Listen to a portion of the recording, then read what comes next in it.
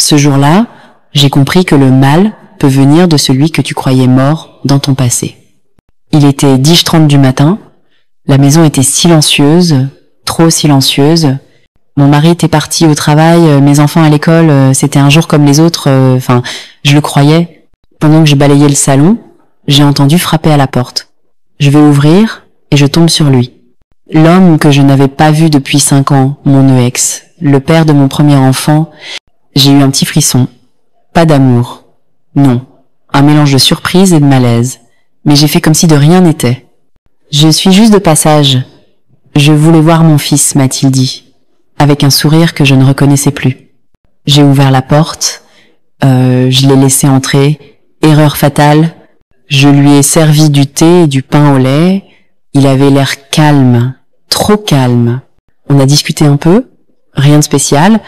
Et puis, il m'a dit, je peux me laver un peu? J'ai roulé toute la nuit. Toujours poli, je lui ai montré la chambre d'amis, la douche, tout. Mais pendant qu'il se lavait, j'ai reçu un message de mon mari. Un simple « Tout va bien à la maison ?» Je lui ai répondu « Oui, mon cœur. » Race. Mensonge sans le savoir.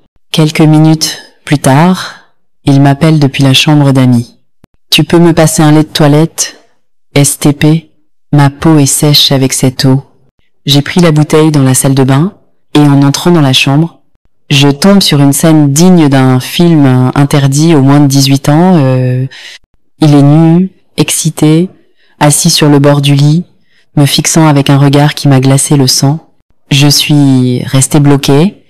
Je n'ai même pas eu le temps de déposer le flacon. Tu te souviens quand on s'aimait, non? Tu te souviens de ce qu'on faisait ici, dans cette même chambre? Tu me manques... Il s'est approché, lentement. Je reculais, mais il a verrouillé la porte derrière moi. Il m'a jeté sur le lit, comme un animal, comme un prédateur. J'ai crié, j'ai pleuré, je l'ai frappé. J'ai même essayé de mordre. Mais il était fort. Il me connaissait. Il savait comment me bloquer, comment jouer avec mes émotions. Il savait où appuyer. Et pendant qu'il prenait ce qu'il voulait, moi j'étais vide. Je ne pouvais plus bouger. J'étais figée. Un fantôme. Et là, boum, la porte s'ouvre en grand. Mon mari. Il s'arrête. Il regarde. Il voit l'homme sur moi. Il voit mes jambes nues. Il voit mes larmes. Il voit tout. Mais il ne crie pas. Il ne frappe pas. Il sort son téléphone et il filme.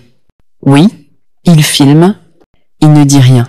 Il nous filme quelques secondes, puis tourne les talons et referme la porte. Cette image me hante encore.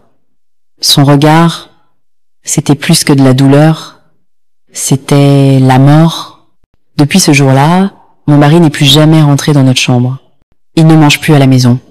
Il dort dans le salon, et chaque jour, il m'envoie la vidéo, tous les jours, comme une gifle. Je lui ai tout expliqué, que j'ai été abusée, que je me suis battue, que je n'ai rien voulu. Mais lui, il ne veut rien entendre. Tu avais qu'à crier plus fort.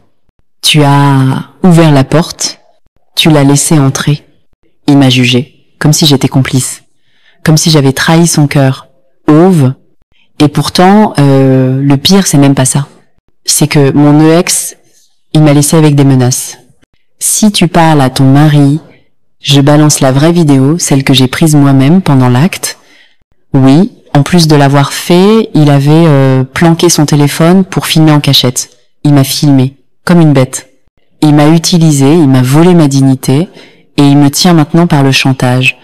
Aujourd'hui, je vis en enfer. Je suis coincée entre deux hommes. Celui qui dit m'aimer, mais me juge, et celui qui dit m'avoir aimé, mais m'a détruite. Ma vie de couple est morte. Mon fils me demande pourquoi papa ne rentre plus dans la chambre. Je suis seule. Honteuse, trahie, blessée. Je veux parler, je veux crier, je veux fuir, mais je suis prisonnière de cette histoire. Dites-moi, que dois-je faire? Est-ce que vous croyez que je suis coupable ou une victime? Est-ce que je dois tout avouer à la police? Ou essayer encore de sauver mon mariage? Commentez, partagez, abonnez-vous, j'ai besoin de votre soutien.